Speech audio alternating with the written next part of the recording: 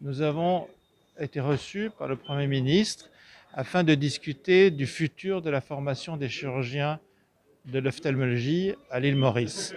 Parce qu'en effet, vous avez encore un grand problème de diabète et ça demande un traitement chirurgical soit au laser, soit plus complexe. Et ce traitement nécessite une longue formation, un long apprentissage. Et le nombre de chirurgiens qui sont formés est restreint. Et de plus, les générations qui vont suivre doivent apprendre leur métier.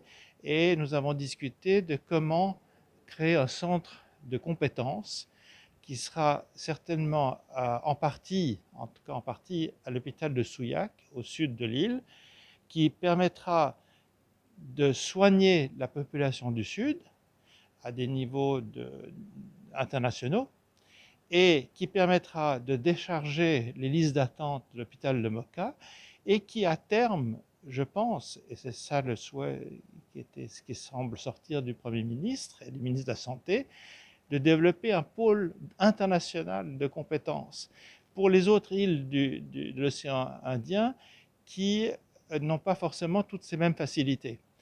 Comme ça, les médecins, je sais pas, des Comores ou de Madagascar pourraient éventuellement venir observer comment se fait le traitement up level à Maurice et de ce fait-là le ramener chez eux.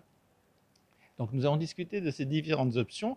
C'est un travail sur plusieurs années et qui va nécessiter une réflexion et une stratégie et une tactique qui, en partie, va se développer en le faisant, parce qu'on n'a pas toutes les recettes. Mais la première recette, c'est de créer une génération de jeunes chirurgiens de l'œil qui sont des spécialistes de haut niveau et qui vont pouvoir transmettre le savoir. Et je pense que c'est ça la chose la plus importante.